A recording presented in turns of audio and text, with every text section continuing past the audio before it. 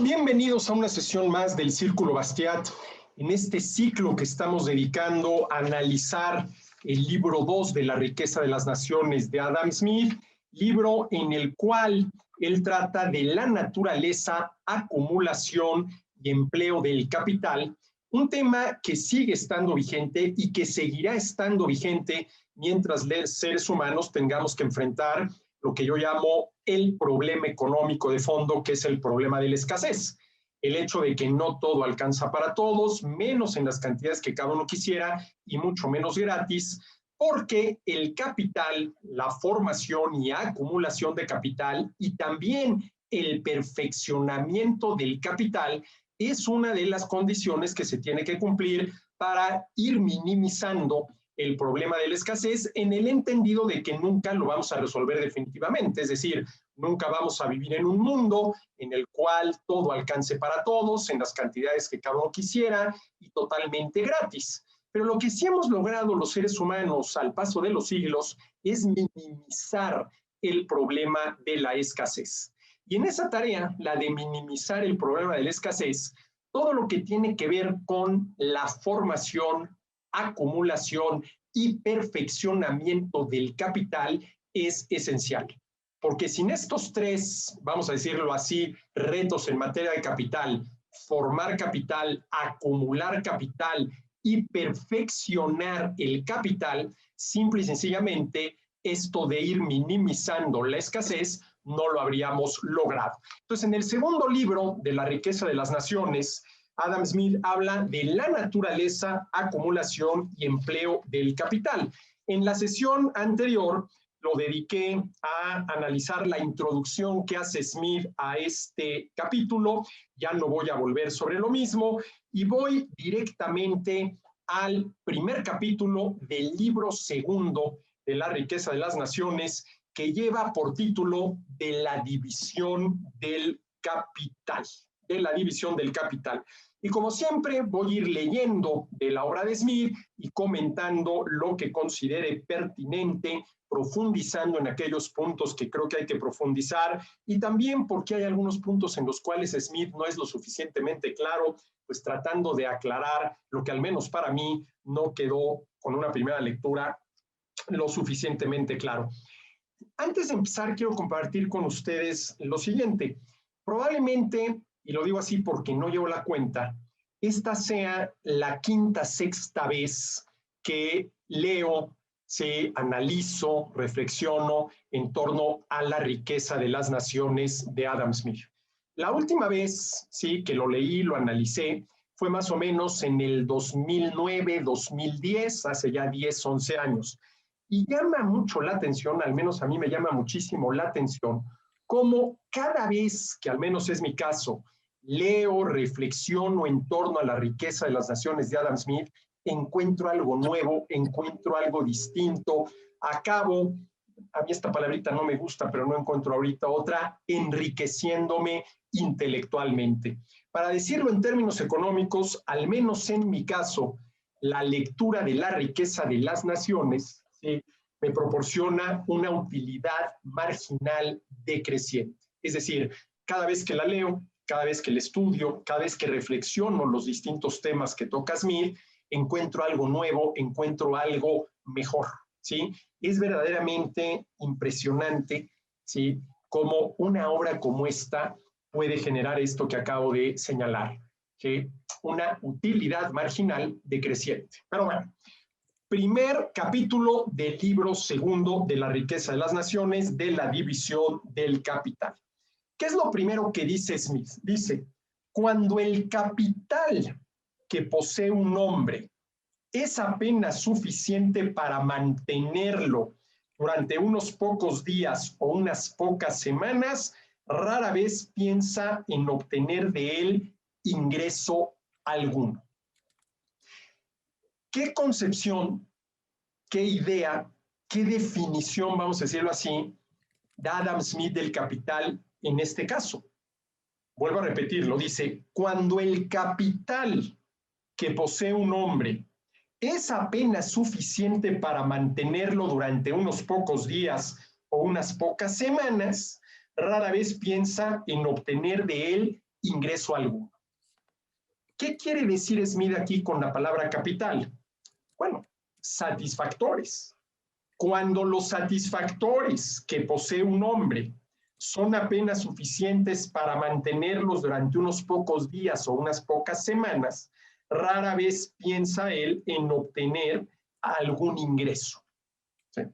Es decir, si no me alcanza más que para sobrevivir, pues de eso que tengo, nada más suficiente para sobrevivir, no voy a poder obtener ningún ingreso, no voy a poder obtener ninguna utilidad. Ahora, ¿cómo podrías tú obtener de eso un ingreso, una utilidad? Bueno, eso es lo que vamos a ver en el capítulo, ¿sí? En el capítulo, ¿sí? Dice, lo consume tan frugalmente, tan económicamente, haciendo el mejor uso posible de lo que dispone, como puede. Procura conseguir con su trabajo algo que pueda reemplazarlo antes de que se agote por completo. En este caso, su ingreso deriva exclusivamente de su trabajo. ¿Sí? Ojo, en este caso, en el que a una persona apenas si le alcanza para satisfacer, vamos a decirlo así, correctamente sus necesidades básicas, pero nada más, su ingreso deriva exclusivamente de su trabajo. Tal es la situación, dice Smith, de los trabajadores pobres en todos los países. Su salario apenas si le alcanza a los trabajadores pobres en todos los países para satisfacer sus necesidades.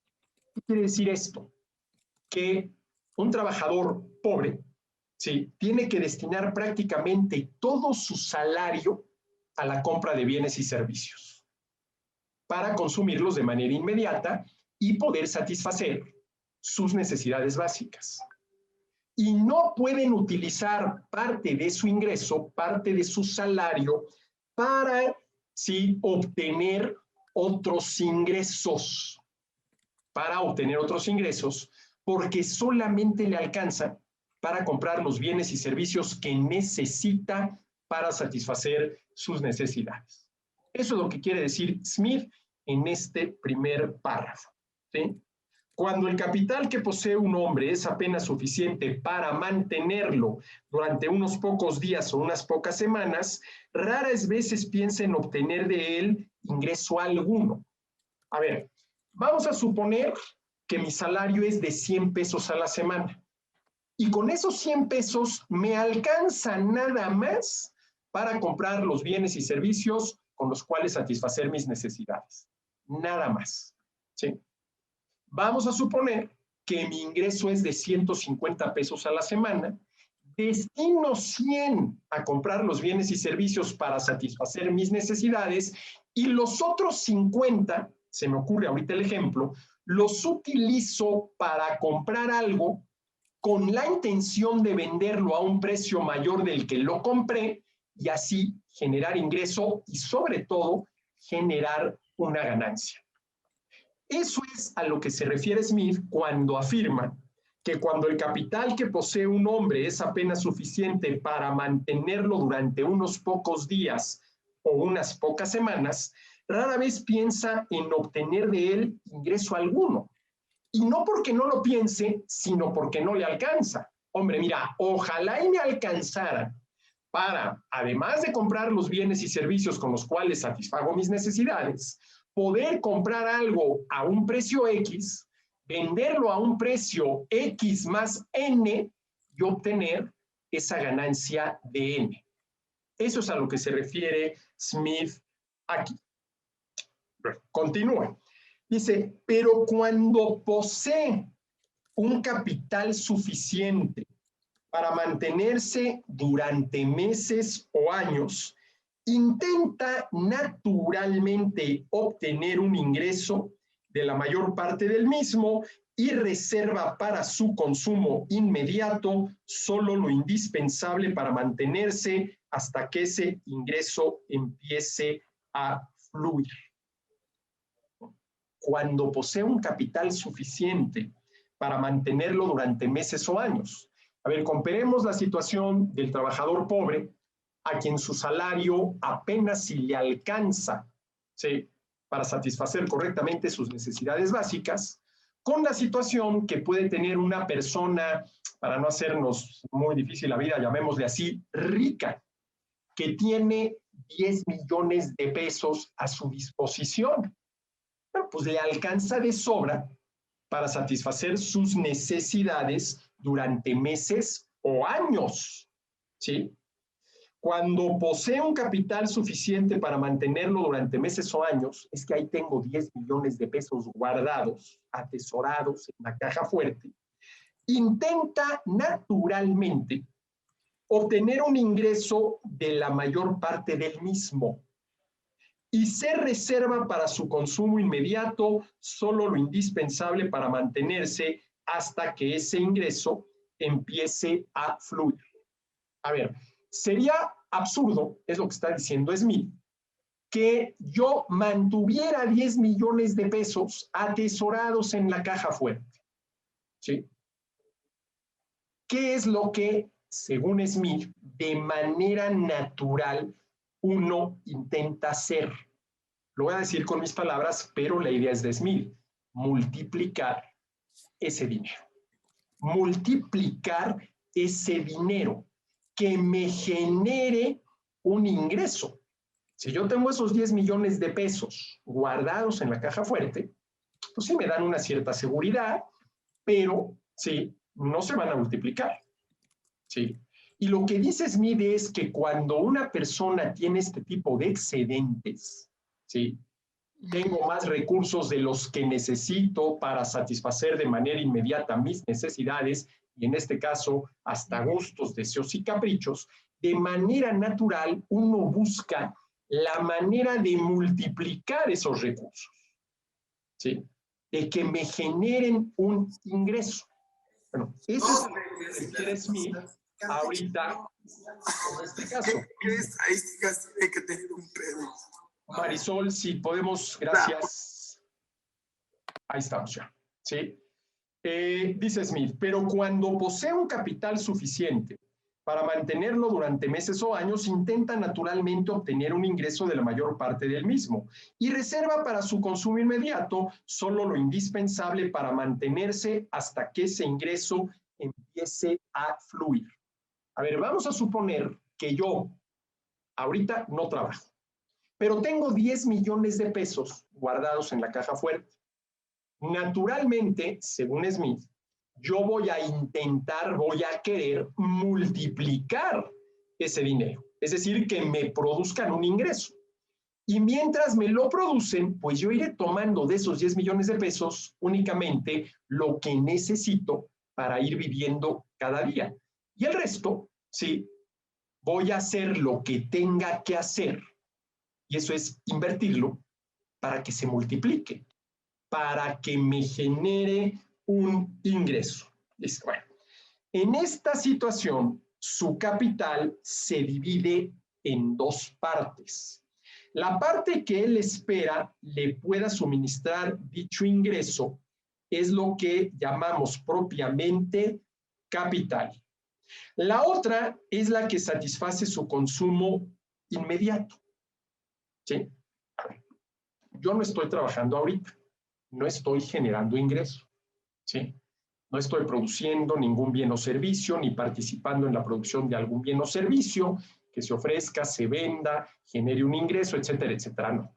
Pero tengo 10 millones de pesos guardados en la caja fuerte, ¿sí? ¿Qué es lo que hago? Bueno, primero que nada, ir sacando de esos 10 millones de pesos lo que necesito para satisfacer día tras día mis necesidades, para satisfacer, como dice Smith, mi consumo inmediato. Pero el resto, ¿sí?, voy a tratar de multiplicarlo. Voy a tratar de que me genere un ingreso, Y a esa parte que voy a destinar a que me genere un ingreso, dice Smith, es a lo que llamamos propiamente capital. Propiamente capital, ¿sí? La otra parte es la que satisface su consumo inmediato, que consiste, o bien, primero, en aquella porción de su capital total reservada originalmente para ese propósito. A ver, vamos a suponer que esos 10 millones de pesos, ¿sí? Yo retiro $500,000, que es con lo que pretendo vivir mientras los 9.5 millones restantes, ¿sí? Me empiezan a generar ingreso, ¿sí? En segundo lugar, es su ingreso derivado de cualquier fuente a medida que llega a sus manos. Y en tercer lugar, son objetos comprados con algunos de los fondos anteriores y que todavía no han sido consumidos totalmente. Bueno, a mí me parece que aquí Smith comete un error, porque lo que está diciendo Smith es que de esos 500,000 pesos que yo retiro de los 10 millones para ir comprando los bienes y servicios que necesito para sobrevivir mientras los 9.5 millones restantes empiezan a generarme un ingreso, se dividen en tres partes. La primera parte, ¿sí?, que consistiría en los 500,000 pesos que yo he apartado. La segunda parte, y es aquí donde no se entiende, que consiste en su ingreso derivado de cualquier fuente a medida que llega a sus manos. Y la tercera, en los objetos comprados con algunos de los dos fondos anteriores y que todavía no han sido consumidos totalmente. Bueno, a ver, permítanme, para tratar de aclarar esto, enmendarle la plana a Adam Smith. A ver, nosotros podemos dividir los bienes, ¿sí?, a nuestra disposición en dos grandes grupos. Primero, los bienes destinados al consumo inmediato. Ahí podríamos contar, en primer lugar, el dinero que vamos a destinar a la compra de bienes y servicios, pero que todavía no lo hemos destinado a ese fin y que todavía lo traemos en la cartera. ¿Sí? En segundo lugar, dice Smith, el ingreso conforme se va recibiendo, que pasaría a formar parte del dinero que tenemos en nuestras carteras. Y en tercer lugar, los satisfactores comprados y no consumidos todavía. Y no consumidos todavía. ¿Sí? Bueno. Bienes destinados al consumo inmediato, que al final de cuentas creo yo que se dividen en dos, no en tres como dice Smith. El primer grupo, el dinero que tenemos y vamos a destinar a la compra de bienes y servicios para el consumo inmediato. Y en segundo lugar, los bienes y servicios ya comprados para el consumo inmediato. Ese vendría a ser, digámoslo así, el primer conjunto de bienes destinados al consumo inmediato. El dinero, con el cual vamos a comprar esos bienes y servicios, y los bienes y servicios ya comprados y guardados en la casa que vamos a ir consumiendo conforme lo vayamos necesitando. Pero luego hay un segundo grupo de bienes, ¿sí?, que los vamos a destinar para el consumo futuro, ¿sí? Para el consumo futuro, ¿sí? Y eso es lo que Smith llama bienes de capital. Eso es lo que Smith llama capital, ¿sí? A ver, ¿qué supone destinar bienes para lograr un mayor y o mejor consumo en el futuro? Sacrificar consumo presente. Porque, a ver, ¿qué se necesita para lograr un mayor y o mejor consumo en el futuro? Contar con los recursos para, uno, producir los bienes de producción, por ejemplo, instalaciones, maquinaria y equipo, que nos permitan producir más y mejores bienes de consumo para el futuro. ¿Y de dónde van a salir los recursos para, primero, producir los bienes de producción necesarios para poder producir más y mejores bienes de consumo en el futuro? Pues tienen que salir del consumo presente. Es decir, tenemos que estar dispuestos a sacrificar consumo presente para poder destinar esos recursos, ¿sí?, a las inversiones necesarias para en un futuro ser capaces de producir más y o mejores bienes y servicios, ¿sí? Más y o mejores bienes y servicios, ¿sí? Y a esos recursos que no destinamos a la compra de bienes y servicios para el consumo presente, sino para lograr un mayor y o mejor consumo en el futuro, es a lo que Smith llama, me parece que con toda propiedad, capital. Capital. Que ya vamos a ver, ¿sí?, cuántos tipos de capital puede haber, ¿sí? Puede haber, ¿sí? Entonces, nosotros tenemos a nuestra disposición dos tipos de bienes. Los bienes destinados al consumo inmediato. Por ejemplo, todos los alimentos guardados en el refrigerador, ¿sí? Son bienes destinados al consumo inmediato. Los vamos a ir consumiendo en los próximos días y obviamente pues habrá que irlos sustituyendo, porque si no, tarde o temprano el refrigerador va a quedar vacío. Pero luego están los bienes que se destinan a lograr un mayor y o mejor consumo en el futuro, que supone obviamente, ¿sí?, todos un proceso de producción de más y o mejores bienes y servicios para consumir en el futuro, ¿sí? Y esos son los bienes destinados al consumo futuro. Y Smith lo que dice es, a estos últimos es a los cuales les vamos a llamar capital, ¿sí? Capital, dice. Ahora, a ver, ¿cómo asignamos el capital? Dice Smith, hay dos maneras diferentes de asignar, o si quieren ustedes, de usar el capital para que rinda un ingreso o beneficio a sus inversionistas, ¿sí? Fíjense, ya habla Smith de inversionistas. ¿Qué es lo que se hace con el capital? Invertirlo, ¿sí? ¿Y qué es una inversión? ¿Sí?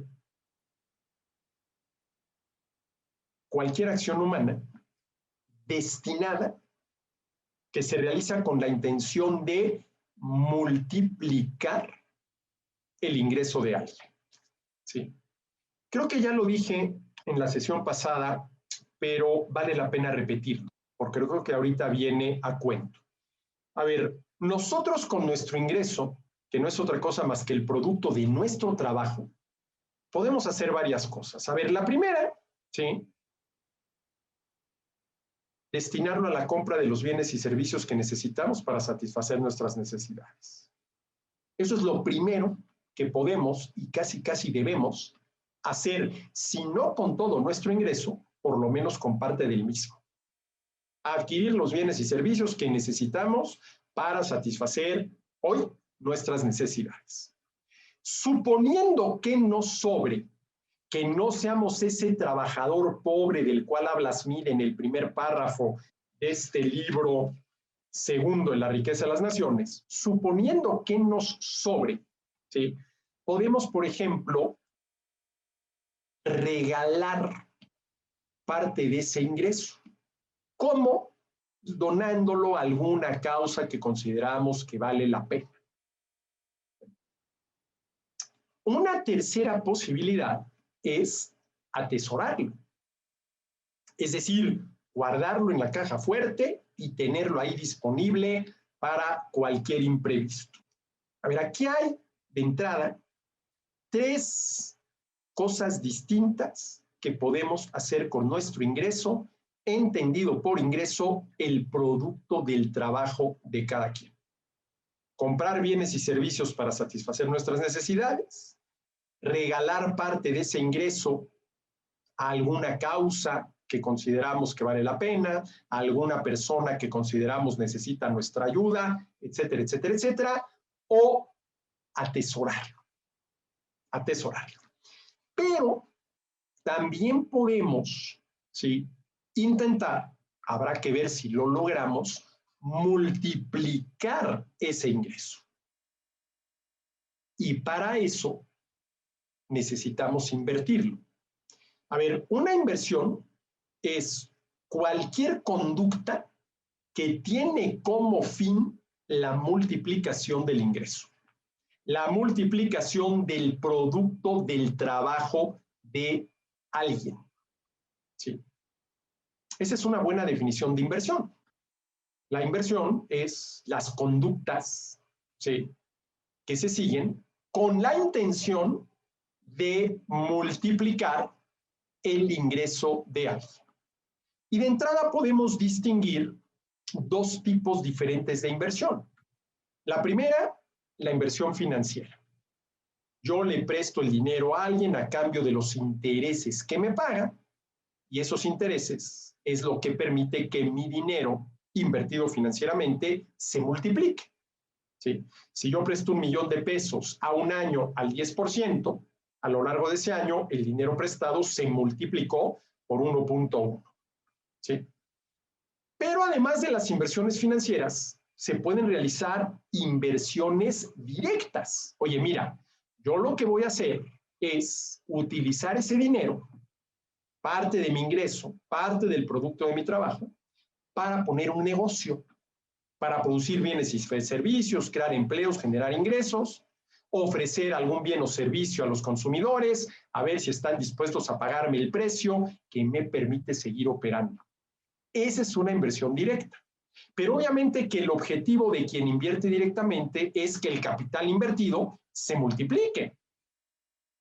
¿Sí? Exactamente la misma meta que tiene quien invierte financieramente, que el dinero invertido financieramente se multiplique. Y una segunda posibilidad para multiplicar el ingreso sería especulando. ¿Sí? Por ejemplo, comprando acciones en la bolsa de valores a un precio X para venderlas cuando el precio sea X más N y así haberle ganado un N%. ¿Sí? Ojo, creo que hay una diferencia clara entre lo que es una inversión y lo que es una especulación. En ambos casos, inversión, ya sea financiera, ya sea directa, ¿sí?, hay un cierto grado de especulación porque nunca se tiene la certeza de que se vaya a lograr el objetivo. Pero el grado de especulación es mucho mayor, por ejemplo, comprando acciones en las bolsas de valores, o especulando, por ejemplo, con monedas, comprando dólares a un determinado precio con la intención de venderlo a un precio mayor. Ahí el grado de especulación es mayor, ¿sí? Pero, ¿sí?, a lo que se está refiriendo Smith es a que entre las posibilidades con relación a nuestro ingreso al producto de nuestro trabajo está precisamente la de multiplicarlo, ¿sí? Y esto está relacionado con lo que voy a comentar ahorita, las distintas maneras de asignar el capital. Dice Smith, hay dos maneras diferentes de asignar capital para que rinda un ingreso o beneficio a sus inversionistas. A ver, el capital se invierte. Cuando yo tomo parte de mi ingreso, ¿sí?, con la intención de invertirlo, ya sea, por ejemplo, financieramente, prestándoselo a alguien a cambio del interés que me va a pagar o directamente poniendo un negocio, esa parte de mi ingreso que yo tomo con ese fin, ya lo convertí en capital. Ya lo estoy invirtiendo. Dice Smith, en primer lugar, puede ser invertido en cultivar, elaborar o comprar bienes y venderlos con un beneficio. El capital invertido de esta forma no produce ingreso ni beneficio alguno a su propietario mientras continúa en su posesión o conserva su forma. Pero voy a poner un ejemplo muy claro. Yo destino parte del producto de mi trabajo, parte de mi ingreso, a comprar algún bien con la intención de venderlo a un precio mayor. Y lo compro. Y ya tengo yo aquí en mi casa embodegado ese bien. ¿Qué podría ser? Se me ocurre ahorita aguacates. No sé por qué se me ocurrió aguacates, ¿sí? Bueno, mientras esos aguacates estén embodegados en mi casa, no me han producido absolutamente ningún ingreso y por lo tanto tampoco ninguna utilidad. ¿Qué es lo que tengo yo que hacer con esos aguacates? Venderlos. Y solamente una vez que los vendo, me producen un ingreso. Y si el precio que los consumidores pagaron fue suficiente para generar una utilidad, me produjeron una utilidad. A este tipo de capital, por ejemplo, los aguacates embodegados, no con la intención de que yo los consuma, sino con la intención de ofrecerlos a la venta, Smith lo llama capital circulante. ¿Por qué circulante? Si están embodegados, ¿sí? Porque no generan un ingreso y por lo tanto tampoco una ganancia mientras no se vendan. Ahí está la circulación. Ahí está la circulación. Los tengo que vender. Dice, el capital invertido de esta forma, los aguacates embodegados, no producen ingreso ni beneficio alguno a su propietario mientras continúe en su posesión. Claro, mientras no lo haya vendido, no he generado ningún ingreso y por lo tanto tampoco, suponiendo que el precio sea suficiente para ello, ninguna utilidad. Ninguna utilidad. ¿Sí? A este tipo de capital, Smith lo llama capital circulante. Y ahorita voy a poner, porque me has dado unos ejemplos muy interesantes, ¿no? En segundo lugar, el capital puede ser invertido, por ejemplo, en la compra de máquinas útiles e instrumentos de trabajo, o en cosas, ¿sí? O en cosas así que rindan un ingreso o beneficio sin cambiar de dueño y sin circular. A ver, si en vez de destinar yo parte de mi ingreso a comprar aguacates con la intención de venderlos a un precio mayor del que los compré y obtener una utilidad, destino, ¿sí?, ese capital para comprar, ¿qué les gusta? Una tortillería, ¿sí? Las instalaciones, la maquinaria y el equipo propio de una tortillería. Yo no necesito vender ni las instalaciones, ni la maquinaria, ni el equipo de la tortillería para obtener una ganancia. Ojo, lo que necesito vender son las tortillas producidas por esas instalaciones, esa maquinaria y ese equipo. Y a esas instalaciones, el local donde tengo la tortillería y a toda la maquinaria propia de la tortillería, Smith le llama capital fijo.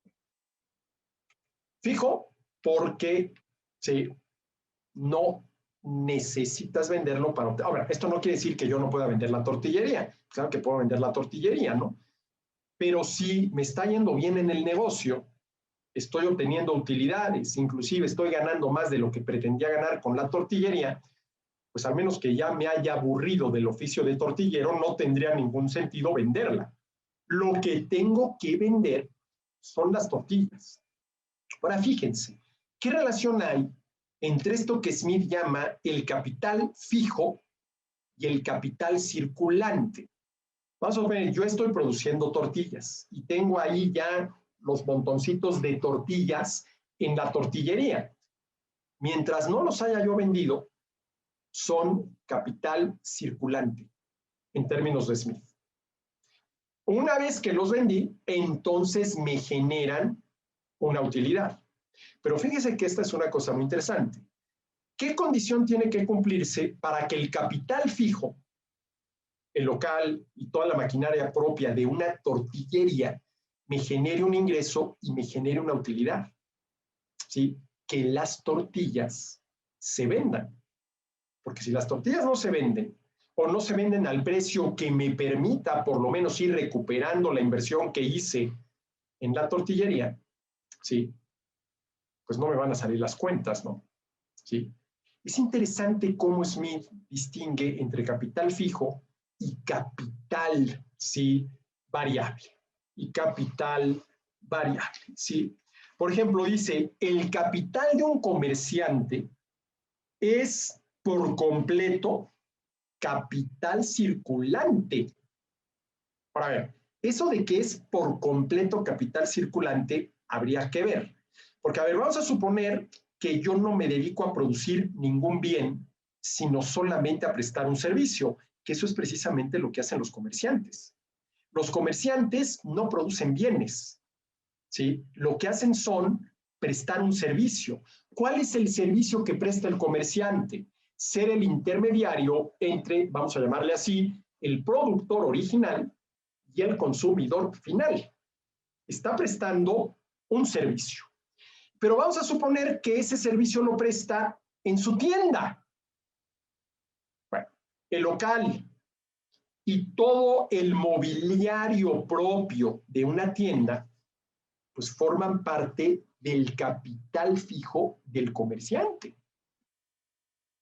Y todas las mercancías que se le están ofreciendo ahí a los consumidores son, en términos de Smith, capital circulante.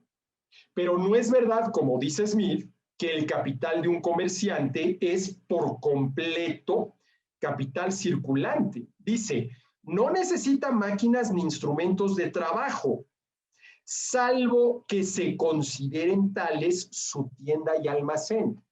Ahora, ¿cómo que salvo que se consideren tales su tienda o almacén? Pues claro que la tienda y el almacén son fundamentales para que un comerciante pueda llevar a cabo sus tareas. Pero bueno, el ejemplo que pone Smith de una actividad económica, ¿sí?, basada principalmente en capital circulante, es la del comerciante. Y en esto tiene toda la razón. En esto tiene toda la razón. La actividad propia del comerciante está basada de manera principal, pero no única, en capital circulante, ¿sí? Pero luego empieza a analizar, por ejemplo, el caso de un artesano, el caso de un sastre, el caso de un zapatero, el caso de un tejedor. Y dice, por ejemplo, ¿sí?, una fracción del capital de todo artesano o industrial debe ser fijo en los instrumentos propios de su labor. Esa fracción es pequeña en algunos casos y grande en otras. En un sastre, dice Smith, el sastre no necesita más instrumentos que un paquete de agujas. Tampoco es cierto, pero en fin. Los de un maestro zapatero son algo más caros, pero no mucho más. Los del tejedor sí superan con mucho a los del zapatero. La mayor parte del capital de todos estos maestros artesanos, de todos modos, es circulante, sea en salarios de sus trabajadores o en el precio de sus materiales, y es reembolsado con un beneficio a través del precio de sus productos, ¿sí? En otras actividades se necesita un capital fijo mucho mayor. Por ejemplo, en la industria del hierro, el horno de fundición, la forja y la máquina de cortar son medios de producción que no pueden ser construidos sin un abultado costo. En las minas de carbón y otras, la maquinaria necesaria para drenar el agua, sacar el agua de las minas y que no se me ahoguen los mineros y otros propósitos es con frecuencia incluso más cara. A ver, ¿qué es lo que está diciendo? Que la cantidad de capital fijo que se necesita, por ejemplo, en la industria del hierro, es mucho mayor que la cantidad de capital fijo que necesita, por ejemplo, un sastre. Pero además, ¿sí?, el capital fijo que se necesita en la industria del hierro es mucho más complejo que el capital fijo que se necesita ¿sí?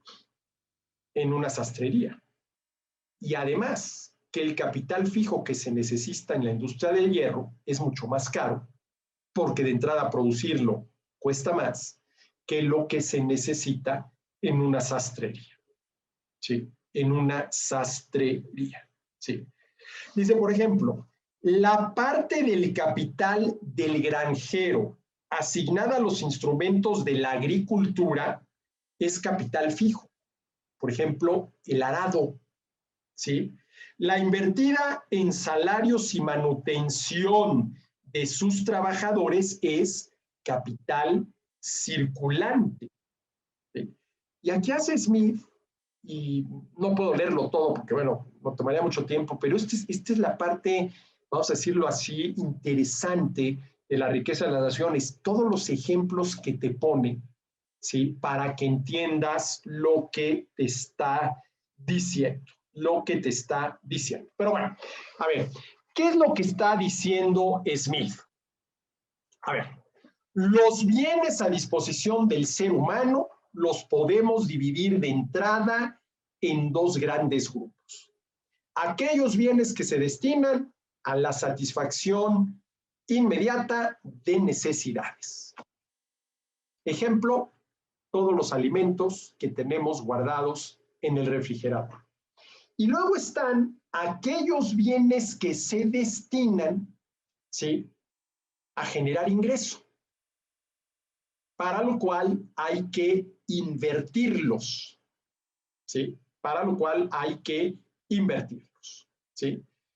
Y a esos bienes es a lo que Smith llama propiamente capital, que según él se divide en capital circulante, ¿sí?, que genera un ingreso y una utilidad cuando se ha vendido, y a capital fijo, que genera un ingreso y una utilidad cuando se ha vendido el bien o servicio, ¿sí?, que contribuyó a producir.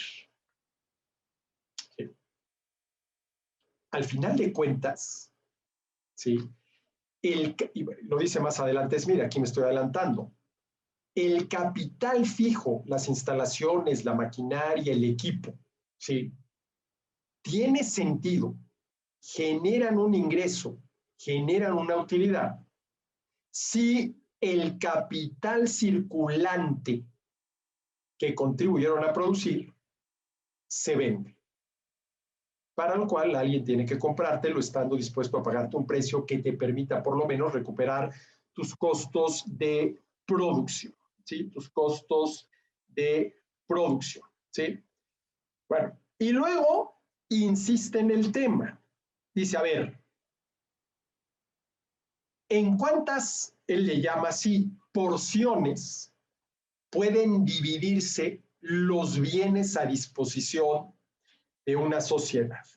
Dice, bueno, está la primera, dice Smith, es la porción reservada para el consumo inmediato y cuya característica es que no proporciona un ingreso o beneficio. A esos bienes destinados, ¿sí?, al consumo inmediato, a satisfacer de manera inmediata las necesidades, Smith no los llama así, pero para distinguirlos de lo que sería propiamente el capital, vamos a llamarle los satisfactores, ¿sí? Consiste en las existencias, por ejemplo, de comida, de vestidos, de muebles, ¿sí? Por ejemplo, de todo aquello que encontramos en una casa, de todo aquello que contamos en una casa, ¿sí?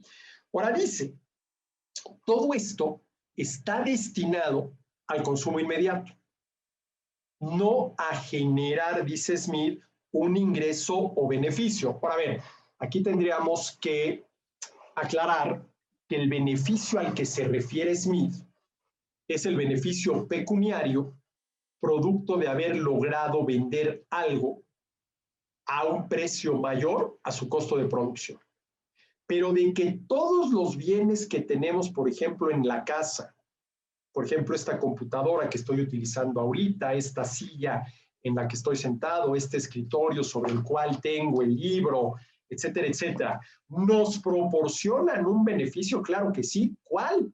El de satisfacer nuestras necesidades.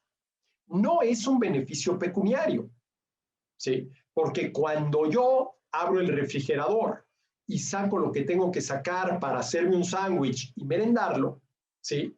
No estoy generando un ingreso. Y por lo tanto tampoco estoy obteniendo una utilidad pecuniaria, pero de que estoy obteniendo un beneficio el relacionado con la satisfacción de una necesidad, en este caso el hambre, pues sin duda alguna, ¿sí? Sin duda alguna, ¿sí? No hay duda al respecto, ¿sí? Bueno.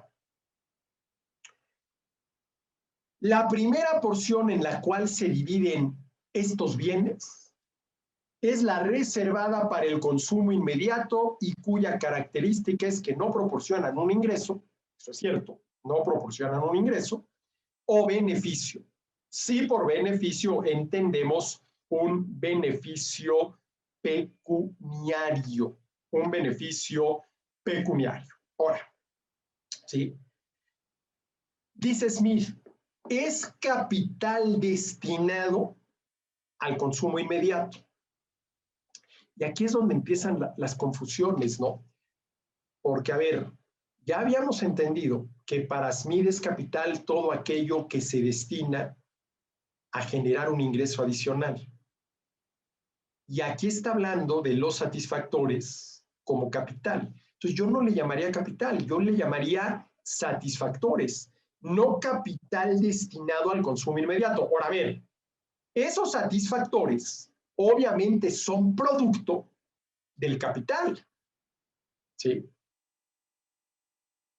Que se necesitó para producirlos, pero ya no son capital, son satisfactores. Pero bueno, en fin, creo que queda claro, ¿no? La segunda de las tres secciones en las cuales se puede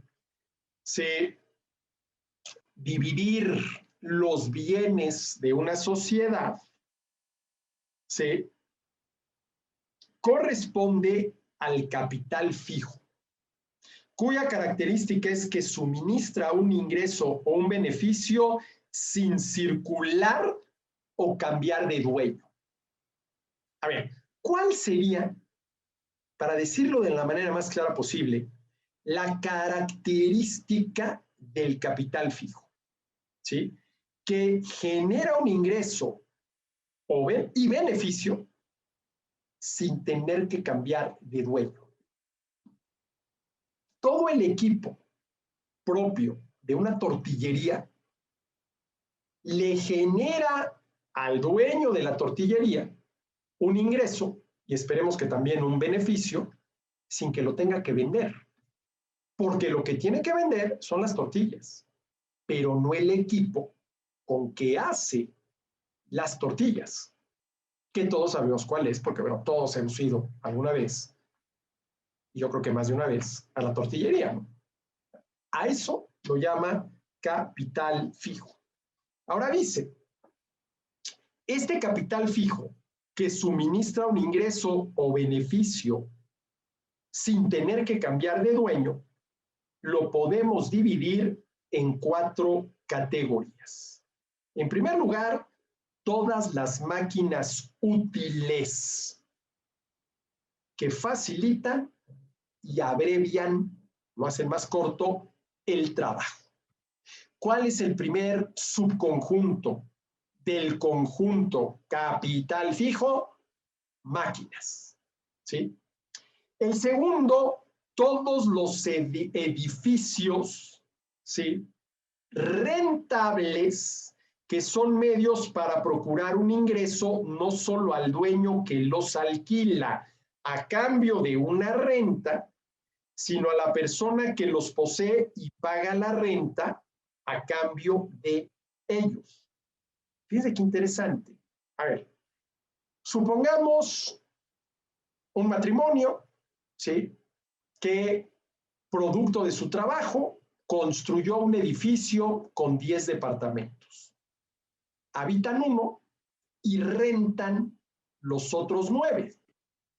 Viven de sus rentas, viven de sus propiedades, ¿sí? ¿Por qué dice Smith que ese edificio, él dice edificios rentables, forma parte del capital fijo? Porque, a ver, ¿le están generando un ingreso a los dueños de los departamentos? Sí, la renta que los inquilinos están pagando. Pero ese ingreso se genera sin tener que vender los departamentos, porque no los están vendiendo, los están rentando. Y esa es la característica, dice Smith, del capital fijo, que te genera un ingreso y beneficio sin necesidad de venderlo. Claro, puedes vender los 9 departamentos, como también puedes vender la tortillería, ¿sí? Pero la venta de los departamentos no es la única manera de que el dueño de los mismos genere un ingreso, porque la otra es rentándolos. Entonces, el primer subconjunto, ¿sí?, del conjunto capital fijo, máquinas útiles. El segundo, edificios rentables. Edificios rentables. El tercero, fíjense qué interesante lo que dice Smith, las mejoras que le hagas a la tierra. Obviamente se refiere a la agricultura. Las mejoras que le hagas a la tierra, lo que se ha invertido provechosamente en roturarlas, drenarlas, cercarlas, abonarlas y dejarlas en el estado más conveniente para su labranza y cultivo. ¿Qué es lo que está diciendo Smith? Una tierra, ¿sí?, roturada, drenada, cercada, abonada, lista para que se siembre en ella y al paso de los meses se coseche lo que se haya sembrado, forma parte del capital fijo. ¿Por qué? Porque te genera un ingreso sin necesidad de venderla. Lo que vas a vender es lo que hayas cosechado, el trigo, pero no la tierra. Es el mismo caso que la tortillería, ¿sí? No necesitas vender todo el equipo de la tortillería para que la tortillería te genere un ingreso. Basta con que vendas las tortillas. No necesitas vender tus tierras para generar un ingreso. Basta con que vendas el producto de la tierra, por ejemplo, el trigo. Entonces, las mejoras que se le hacen a la tierra para que sea más productiva son consideradas por Smith, y creo que correctamente, como capital fijo, ¿sí? Y en cuarto lugar, y este es un tema muy interesante, dice Smith, el cuarto subconjunto del conjunto capital fijo, dice Smith, las capacidades adquiridas y útiles de los habitantes o miembros de la sociedad. Las capacidades adquiridas por los miembros de una sociedad. ¿A qué está haciendo referencia Smith aquí? A lo que hoy en día llamamos capital humano. ¿En qué consiste el capital humano? El capital humano consiste en el conjunto de conocimientos, habilidades y actitudes que le permiten a la persona ser más productiva. Conocimientos, habilidades y actitudes. Y hay que tener los tres, ¿sí? Estos son los tres pilares, llamémosle así, conocimientos, habilidades y actitudes del capital humano. A ver, si por capital entendemos todo aquello que nos permite producir más y mejor, con la intención no solo de generar un ingreso, sino de obtener utilidades, sin duda alguna que el capital humano forma parte del capital. Conocimientos, habilidades y actitudes. Déjenme poner un ejemplo para entender esto.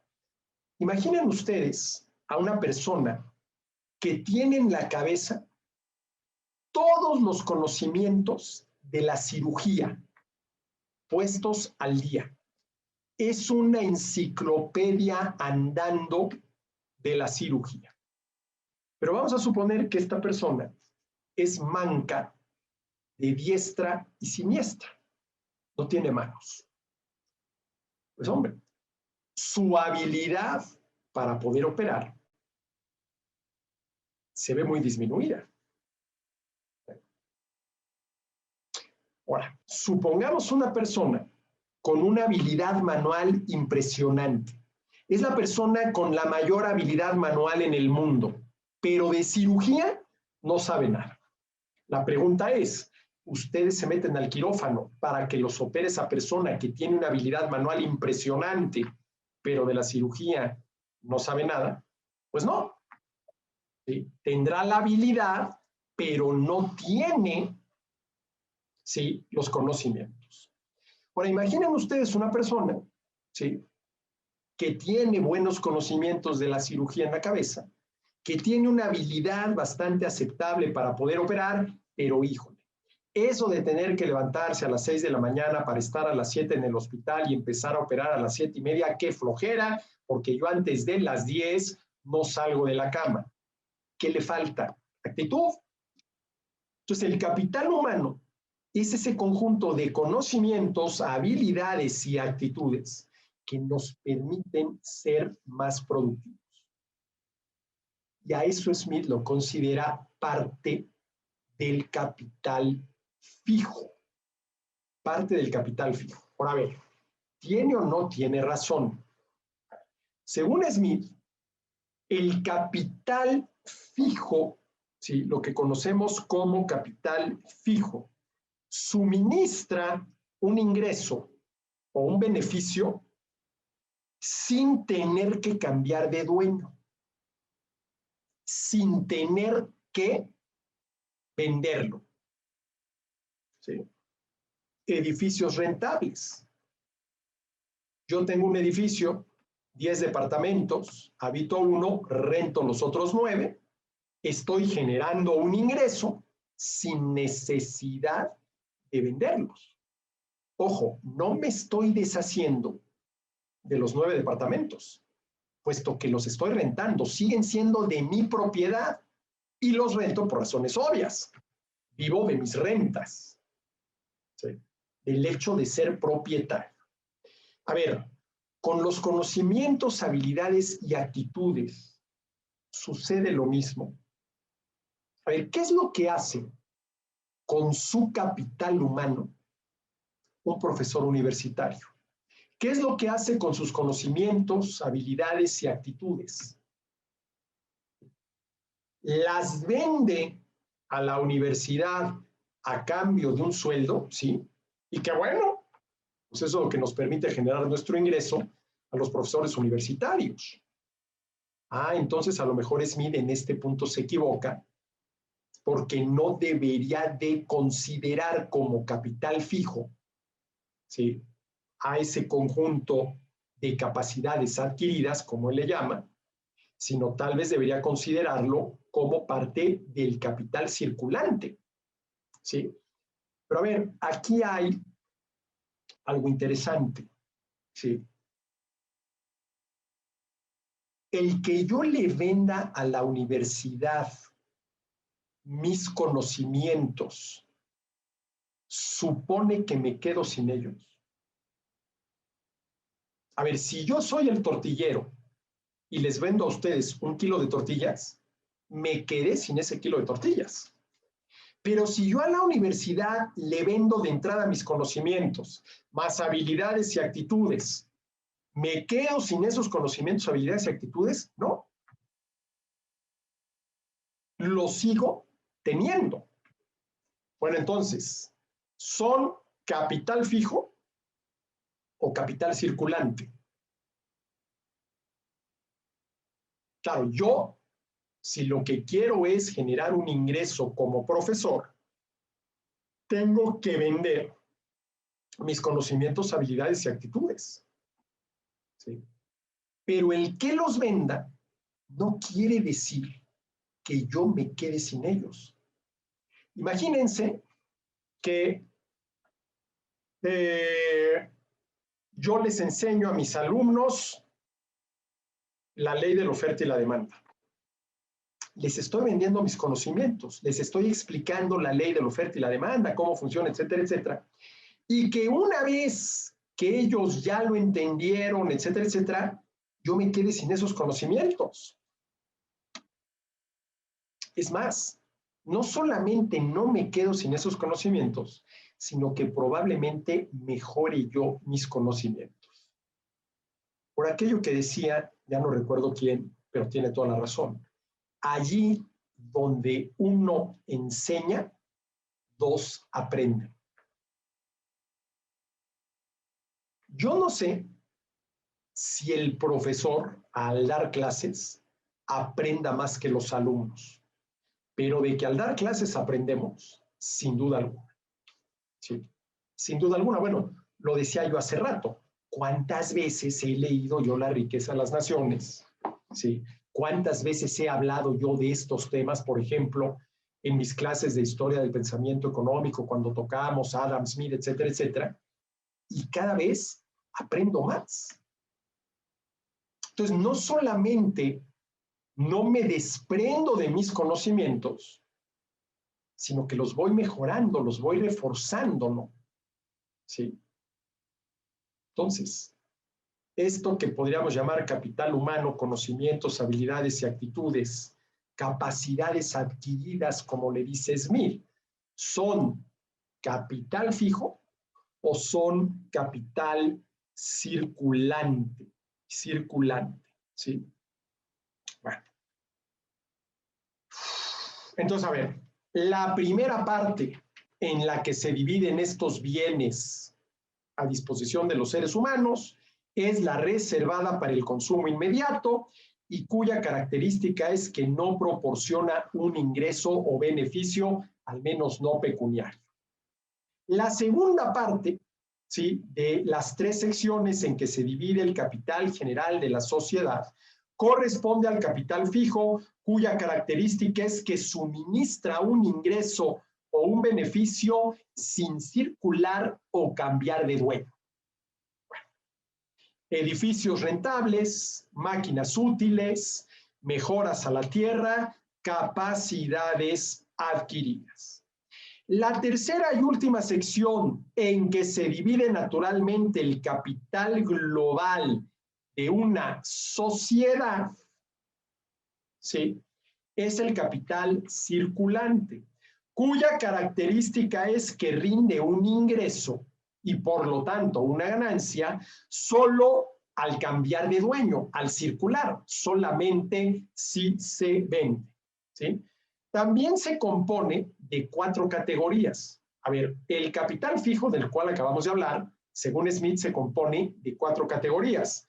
Las máquinas útiles, los edificios rentables, los edificios rentables, las mejoras de la tierra y las capacidades adquiridas.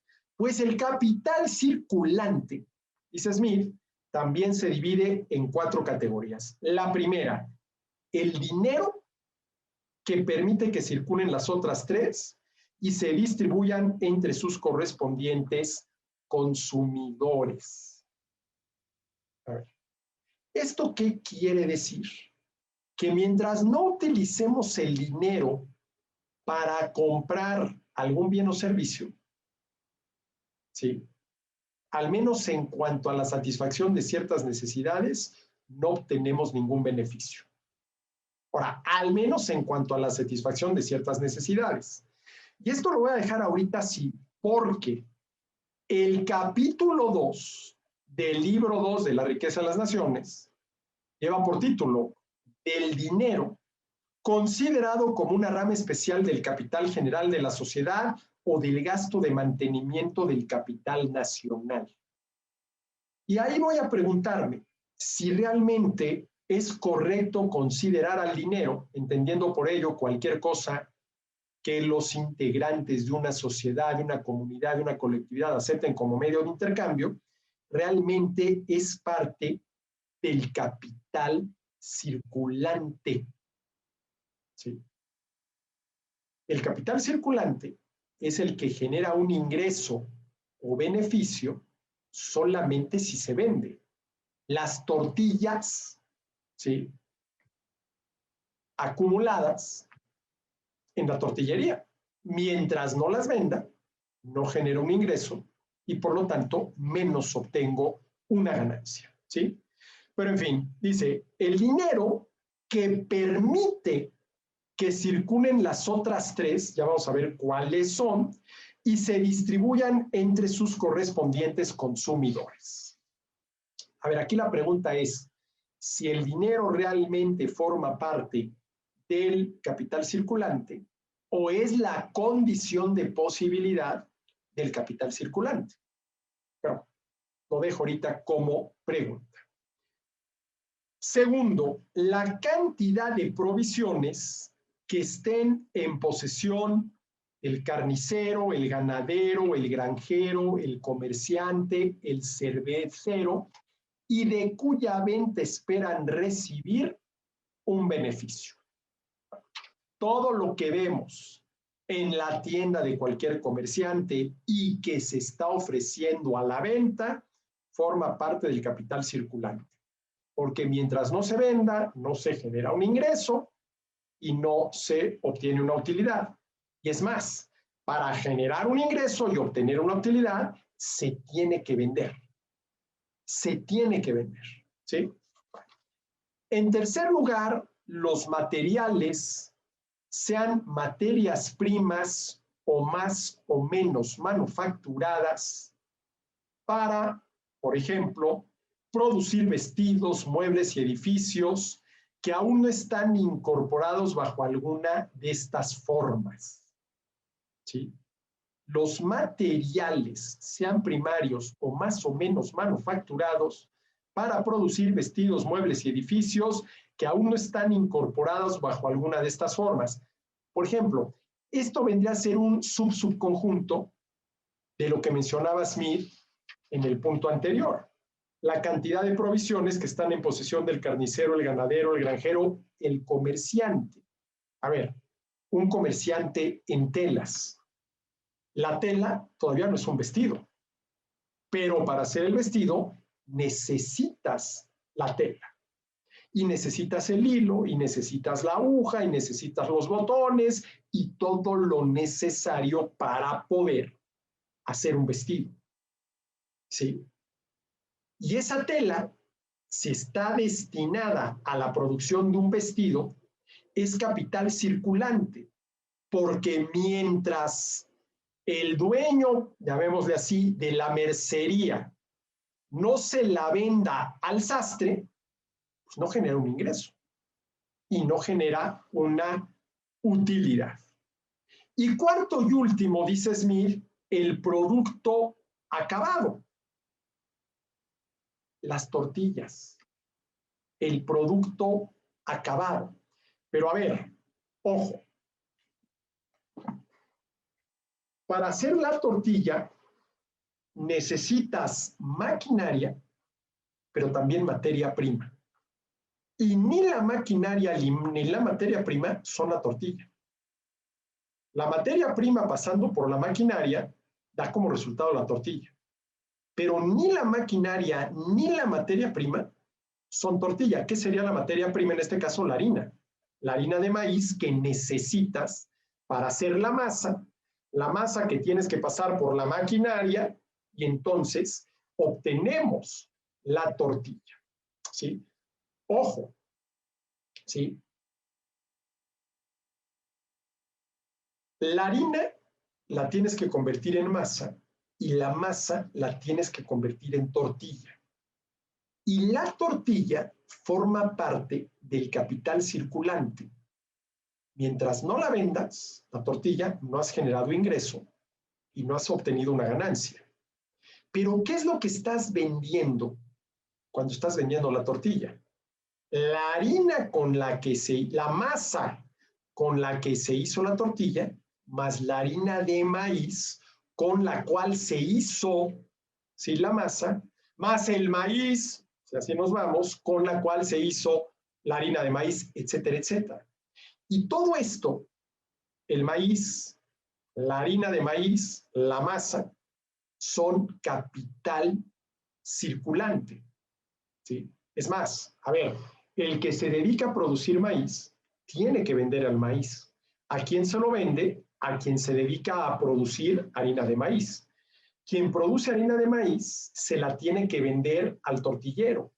¿Qué es lo que hace el tortillero? Produce la masa, ¿sí? Y esa masa la tienes que convertir en la tortilla, ¿no? La tienes que convertir en la tortilla, ¿sí? Esto para ir entendiendo la división que hace Smith del capital circulante. Dice, en primer lugar, es el dinero.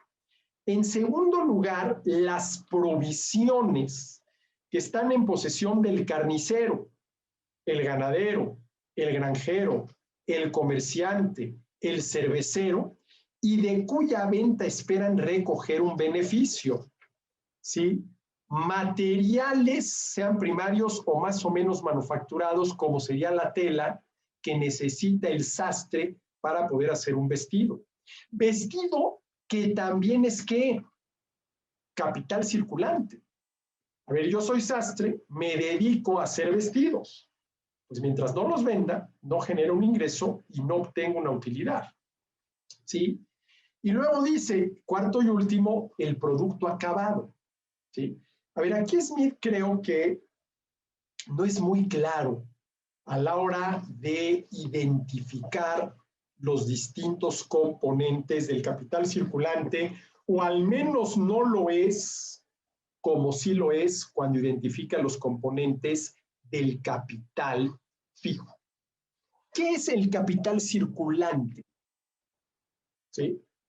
Cualquier mercancía lista para su venta. A ver, ¿qué entiendo por mercancía? Todo lo que se produce con la intención de venderse. Todo lo que se produce con la intención de venderse. Esa es una mercancía, ¿sí? Mientras no lo hayas vendido, a ver, ya lo produje, ya lo estoy ofreciendo, pero no lo he vendido porque no me lo han comprado. ¿Es capital qué? Circulante. Porque para que me genere un ingreso y ojalá alcance para obtener una ganancia, lo tengo que vender. ¿Sí? Lo tengo que vender. Y a ver, salvo que yo fabrique los medios de producción que necesito para producir algo, todos los medios de producción en un momento dado fueron capital circulante. A ver, imagínense ustedes, ¿sí?, una sastrería, ¿sí? ¿Y qué es lo primero que encontramos en una sastrería? ¿Cuál es uno de los medios de producción clásicos de una sastrería? Las máquinas de coser. Las máquinas de coser son un medio de producción típico de una sastrería. Están las tijeras, las agujas, el hilo, lo que ustedes gusten y manden, pero el típico medio de producción en una sastrería es la máquina de coser. Para el sastre, la máquina de coser es capital fijo, porque no necesita venderlo para obtener un ingreso, porque el ingreso lo obtiene de lo que hace con la máquina de coser, cualquier cosa que esto sea. Por ejemplo, un vestido para alguien, ¿sí? Pero vámonos un paso atrás y consideremos al fabricante de las máquinas de coser. Válgales, ¿sí?, la publicidad, la Singer. ¿A qué se dedica la Singer? A producir máquinas de coser, ¿sí? Que para la Singer, cada una de esas máquinas de coser es capital circulante, porque lo tienen que vender. Tienen que vender la máquina, le tienen que vender esa máquina al sastre para generar un ingreso y obtener una ganancia, ¿no? Sí. A ver, esto quiere decir algo que Smith no señala, no deja explícito, pero que podemos leer entre líneas. El que algo sea capital fijo o capital variable no depende de la naturaleza del capital. A ver, una máquina de coser en manos del productor de las máquinas de coser es capital circulante, porque lo tiene que vender para poder generar un ingreso y obtener una ganancia. Pero esa misma máquina en manos del sastre, ya instalada en la sastrería, es capital fijo. Oye, pero es la misma máquina, entonces, ¿por qué en un caso es capital circulante y en otro es capital fijo? Bueno, pues depende, ¿sí? Porque el fabricante de máquinas de coser las produce con la intención de ofrecerlas y por lo tanto de venderlas. El sastre compra esa máquina de coser con la intención de utilizarla como un medio de producción en su sastrería. Entonces, las cosas no son capital circulante o capital fijo por su propia naturaleza, sino por el uso que cada uno le da, por el uso que cada uno le da, ¿sí? Bueno, ahora a ver, sigamos.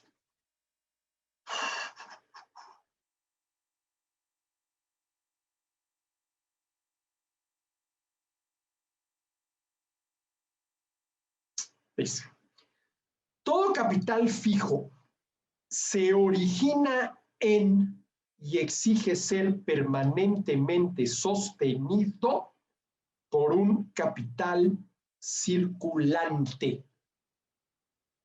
Por un capital circulante. A ver, no es exactamente esto a lo que se refiere Smith, pero vuelvo al ejemplo. A ver, la máquina de coser en la sastrería es capital fijo, que previamente para el fabricante de esa máquina de coser fue capital circulante. ¿Sí? ¿Y a qué contribuye la máquina de coser en la sastrería? A producir capital circulante. El vestido que está haciendo el sastre por encargo, ¿sí?, de doña Lupita, la mamá de Isabelita, que va a cumplir sus 15 años y quiere ir con su vestido nuevo. ¿Sí? Fíjense la relación que hay entre capital fijo y capital circulante. Y ojo, el capital fijo no tiene sentido sin el capital circulante. Y el capital circulante, al final de cuentas, depende de que el consumidor esté dispuesto a pagar el precio al cual se le está ofreciendo lo que se produjo con capital fijo. A ver, todo el equipo propio de la tortillería, capital fijo, en términos de Smith, tiene sentido si nosotros estamos dispuestos a comprar tortillas. Y esto quiere decir a pagar el precio al cual el tortillero está dispuesto a seguir produciendo y ofreciendo tortillas. ¿Sí? Si por alguna extrañísima razón dejáramos de consumir tortillas y por lo tanto de comprar tortillas y por lo tanto de demandar tortillas, ¿sí?, la tortilla ya no sería capital circulante. Vuelvo a lo mismo. La condición de capital de los bienes no es algo inherente a los mismos. Depende, por ejemplo, en este caso, de los consumidores. A ver, la tortilla es capital circulante siempre y cuando nosotros estemos dispuestos a seguir demandando, comprando y consumiendo tortillas. Y gracias a que estamos dispuestos a hacerlo, todo el capital fijo, ¿sí?, que se necesita para operar una tortillería tiene sentido. Pero si dejáramos de demandar, comprar y consumir tortillas, todo lo que se requiere para producir tortillas, desde la maquinaria hasta la materia prima, dejaría de tener algún valor. ¿Sí? Smith dice, todo capital fijo se origina en y exige ser permanentemente sostenido por un capital circulante. A ver, esto que de entrada puede sonar un tanto cuanto misterioso, creo que se explica como lo acabo de señalar, y perdón que lo repita, pero es importante. A ver, la máquina de coser en la sastrería es capital fijo. Pero antes de que esa máquina de coser fuera capital fijo en la sastrería, en la fábrica donde se producen las máquinas de coser, fue capital circulante. Porque el productor de máquinas de coser las produce y las ofrece con la intención de venderlas. Y mientras no las venda, no genera un ingreso y mucho menos una ganancia. Y esa es la característica de lo que Smith llama capital circulante. Para generar un ingreso y obtener una ganancia, se tiene que vender. Pero, ¿qué sentido tiene la máquina de coser en la sastrería? Que ya es capital fijo, ya no es circulante, porque el sastre no ofrece a la venta la máquina de coser. Ofrece a la venta lo que hace con las máquinas de coser, el vestido que le está haciendo a la chiquis para sus 15 años. Sin este capital circulante, que sería el vestido que el sastre está haciendo, el capital fijo no tendría ningún sentido. Creo que es esto a lo que se refiere Smith cuando dice, todo capital fijo se origina en y exige ser permanentemente sostenido por un capital circulante. Ningún capital fijo puede rendir ingreso alguno si no es a través de un capital circulante. Ninguna máquina de coser puede generar ingreso y utilidades al sastre, ¿sí?, si no es por medio de los vestidos, ¿sí?, que ayuda a producir la máquina de coser, ¿sí?, la máquina de coser, ¿sí? Bueno, este punto. Otro punto ya para irnos acercando al final de este capítulo. Dice Smith, el único fin y propósito de los capitales fijos y circulantes es conservar y aumentar el capital reservado para el consumo inmediato. A ver, le voy a enmendar la plana a Smith. El único fin y propósito de los capitales fijos y circulantes es conservar y aumentar, ¿sí?, la cantidad de satisfactores, ¿sí?, destinados al consumo inmediato.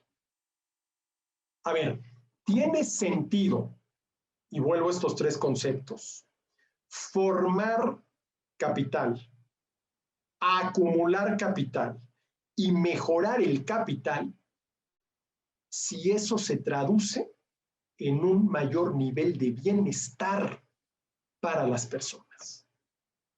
Y lo primero que se requiere para lograr un mayor nivel de bienestar de las personas es que se produzca una mayor cantidad de bienes y servicios.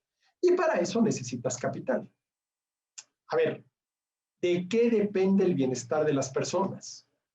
De la cantidad, la calidad y la variedad de los bienes y servicios de los que disponen. ¿Sí? Pero la mayoría de esos bienes y servicios se tienen que producir. Y para producirlos se necesita capital fijo que produzca capital variable. necesitas máquinas de coser que en las sastrerías produzcan vestidos. Capital fijo, máquinas de coser, vestidos, capital circulante. Y esto es muy interesante.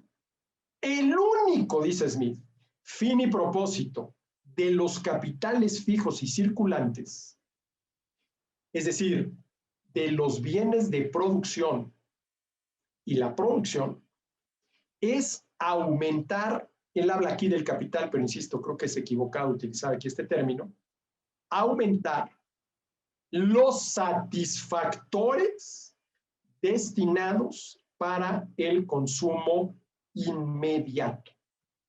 Habla de alimentos, habla de vestidos, habla de alojamientos, ¿sí? Etcétera, etcétera, etcétera. ¿Sí?